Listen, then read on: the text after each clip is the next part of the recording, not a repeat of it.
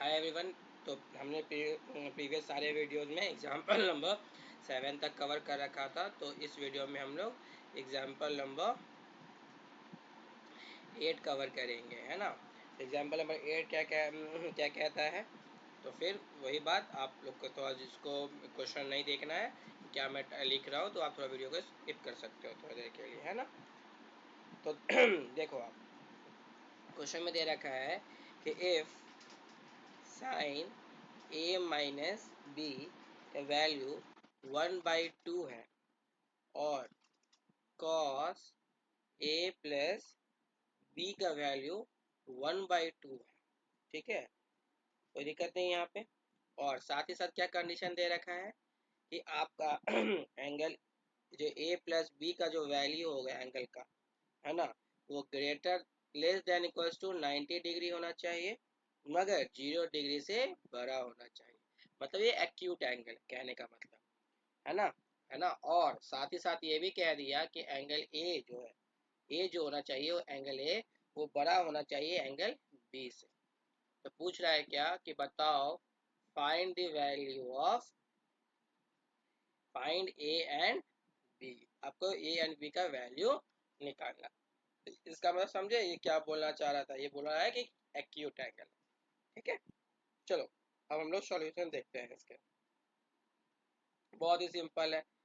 Since क्या दे रखा है, जो दे रखा है उसको सिंस बोल देते हैं हम लोग, है ना। साइन ए माइनस बी का वैल्यू क्या है 1/2। देखो जब इधर आपका साइन के कंपोनेंट दे रखे हैं इस साइड, इधर भी साइन के कंपोनेंट होंगे तभी तो इक्वेट होगा। तो मैंने यहाँ लिखा कि sine a minus b is equal to 1/2 किसका वैल्यू होता है। तो साइन में किसका 1/2 है, तो साइन 30 का वैल्यू होता है। अब इन दोनों को क्या कर सकते हैं, इक्वेट कर सकते हैं। इसका मतलब हम लोग कह सकते हैं this implies that what a minus b का वैल्यू क्या हो गया 30 डिग्री। इसको इक्वेशन 1 मान लिया, ठीक है। सिमिलरली फिर क्या दे रखा है, सिंस साइन सॉरी कॉस है ना, ये साइन,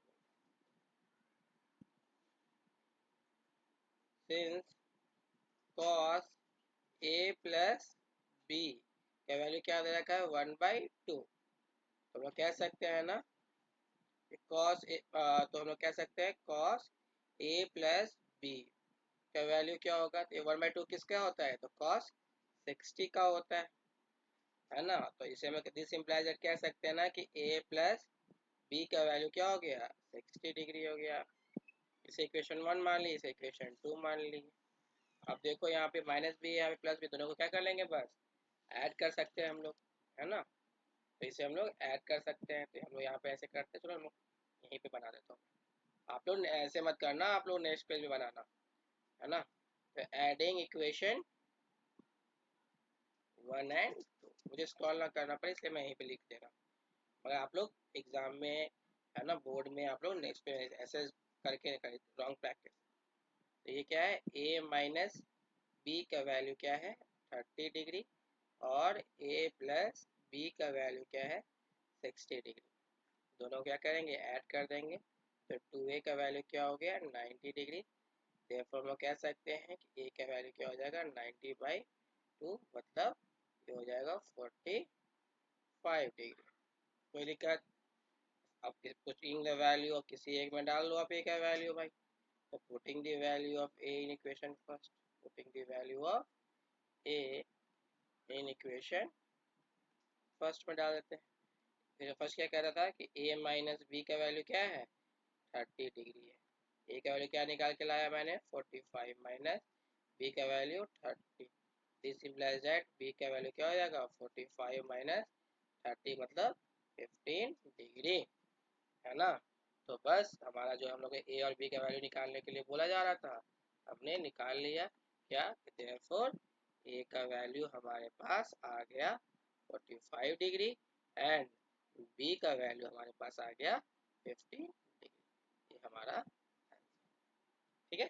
तो चूंकि छोटा क्वेश्चन था तो एक और एग्जांपल हम लोग इसी में ही कवर कर लेते हैं, है ना। जो एग्जांपल नंबर हमारा क्या है एग्जांपल नंबर लिखता हूँ 9 है ना। चलो एग्जांपल नंबर 9। एग्जाम्पल 9 क्या कहता है जरा, कहता है कि बस सिंपल से इवेल्युएट करने बोल रहा है, ये कोई प्रूफ या किसी वैल्यू निकालने के लिए नहीं, बस बोला कि इसे इवेल्युएट कर दो आप। इवेल्युएट क्या करना है, तो tan 65 degree by cot 25 degree निकालना है। अभी थोड़ी देर पहले जस्ट एक चीज बोला था, आप लोगों को याद होगा कि हम लोग हमेशा इवेल्युएशन जब करते हैं तो सेम कॉम्पोनेंट पे करते हैं, tan है ये cot है ना, तो क्यों ना हम इसे कर ले। चलो पहले क्या दे रखते हैं, सिंस करते हैं tan 65 degree by cot 25 degree. अच्छा tan 65 को हम ऐसे देख सकते हैं क्या कि tan 90 डिग्री माइनस 25 डिग्री, क्यों कि 65 को हम लोग क्या लिख सकते हैं, 90 माइनस 25 माइनस करेंगे तो यही आ जाएगा, और बाई cot 25 मैंने कुछ नहीं किया है, बस मैंने 65 को 90 माइनस 25 में तोड़ दिया है ना, 90 माइनस 25 इस 65 को मैंने 90 माइनस 25 लिखा है। अब मगर इससे क्या हुआ, एक फॉर्मूला बन गया कि tan 90 माइनस थीटा, तो हम लोग जानते हैं सिंस जानते क्या है कि tan 90 है ना, ऐसे tan 90 minus theta is always what, cot theta. तो देयरफॉर हम ये कह सकते हैं ना, तो ये tan 90 माइनस थीटा ही ना मेरा, ये 25 मेरा क्या है, ये थीटा ही है, tan 90 माइनस थीटा क्या हो जाएगा, cot थीटा, तो मतलब थीटा क्या है 25, तो cot 25 बाई cot 25। लो तो ये आपस में तो क्रॉस आउट हो गया, ये वैल्यू क्या निकल गया 1, यही मेरा आंसर है ना। तो ये 1 मार्क्स या 2 मार्क्स में आपके एग्जाम में पूछे जा सकते हैं, है ना, कोई नहीं। चलो ये भी बहुत छोटा सा क्वेश्चन था, एक और एग्जांपल हम लोग कवर कर लेते हैं इसी में ही। एग्जांपल नंबर 10, एग्जांपल नंबर 10 क्या कह रहा है जरा, ये कह रहा है क्या कि इफ sin 3a का value cos a minus 26 degree है, तो आपको बताना है कि a का वैल्यू क्या होगा जहाँ पे 3a जो है ये एक्यूट एंगल है, मतलब 0 से 90 डिग्री के बीच में, 0 से बड़ा 90 डिग्री छोटा है, तो आपको क्या निकालना है, a का वैल्यू क्या होगा, है ना। क्वेश्चन में क्या पूछा जा रहा है, find the value of a, find the value of a। फिर इसी तरह से हम इसे इवेलुएट कर लेंगे, सॉल्यूशन करते हैं, बहुत ही इजी है ये सब, है ना, एकदम डायरेक्ट लिख लो साइन, है ना, ये sine theta sine 3a equal to cos, अब जानते हो। अभी साइन थीटा क्या होता है भाई, देखिए हम लोग जानते हैं, सिंस जानते क्या है कि कॉस 90 माइनस थीटा तो साइन थीटा कहलाता है, देयरफॉर हम लोग साइन 3a को हम लोग कह सकते हैं क्या कि cos 90 माइनस 3a, तो cos 90 माइनस थीटा क्या हो जाएगा, साइन थीटा, है ना। तो साइन 3a को हम लोग cos 90 माइनस थीटा लिख सकते हैं, क्योंकि cos 90 थीटा क्या होता है, साइन थीटा है, यानी साइन 3a बोलो या फिर आप cos 90 माइनस 3a बोलो, मतलब सेम हुआ। इससे क्या हुआ कि दोनों साइड अब हो जाएगा सेम, देयर, तो हम लोग जानते हैं क्या, since sine 3a is equal to क्या दे रखा है, cos a माइनस 26 डिग्री, है ना। तो हम लोग कह सकते हैं देयरफॉर, अभी साइन 3a निकाले, क्या हो गया ये cos 90 minus 3a is equal to cos a minus 26, ये फ्रॉम इक्वेशन फर्स्ट, है ना, फ्रॉम इक्वेशन फर्स्ट मैंने ये लिख दिया cos cos, तो अब दोनों एंगल इक्वेट किया जा सकता है, तो 90 minus 3a, this implies that 90 minus 3a is equals to a minus 26, तो आप इसे इधर ऐड कर दो, है ना, तो 90 plus 26 is equals to 4a, this implies that what कि 4a का वैल्यू हो जाएगा 116, this implies that a का वैल्यू निकल जाएगा 116 by 4, डिवाइड करेंगे तो 4 2 जा 8, है ना, फिर आ जाएगा कितना, 36, तो 4 9 जा 36, देयरफॉर ए का वैल्यू कितना निकल के आ गया 29, है ना, एंगल है तो एंगल डालो 29 डिग्री, आंसर, कितना सिंपल है।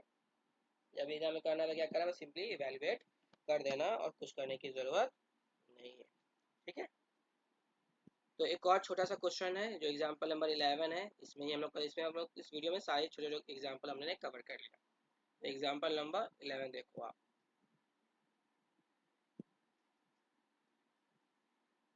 एग्जाम्पल नंबर 11 क्या कहता है? ये कह रहा है express express cot 85 degree plus cos 75 degree in term trigonometry ratio of angle between 0 and 45 degree. ये दे तो रहा है 85 और 75 में, मगर आपको बताना क्या है, ये निकालना है in terms of what, in terms of trigonometry ratios,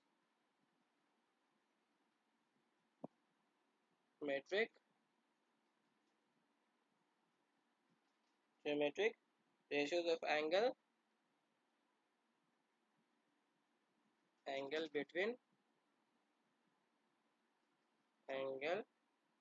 between 0 degree and 45 degree. तो अब आपको दे रखा है इसमें 85 और 75, मतलब मगर हमें निकालना है 0 और 45 के बीच में। फिर सिंपल सा बात है ना।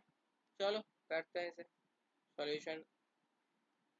cot 85 degree plus cos 75 degree. फिर वही बात, हम लोग लिख सकते हैं क्या, cot 85 को क्या लिख सकते हो, cot 90 माइनस 5 लिख सकते हैं, और cos 75 क्या लिख सकते हो, तो 90 माइनस 25 लिख सकते हैं, सॉरी 90 माइनस 15 लिख सकते हैं, है ना। 10 में मान लीजिए आपने 72 है ना, 15 लिख सकते हैं हम लोग, कोई दिक्कत नहीं है। अब cot 90 माइनस थीटा क्या होता है भाई, तो cot 90 माइनस थीटा हमारा tan थीटा मतलब tan 5, और cos 90 में थीटा क्या होता है, sin थीटा मतलब sin 15। तो मैंने इसे 0-45 के बीच में लिख दिया, ये मेरा आंसर हो गया, खत्म। ठीक है, चलो तो ये हमारा यहाँ तक हमने कवर कर लिया। अब हम नेक्स्ट वीडियो में नेक्स्ट एग्जाम्पल हम लोग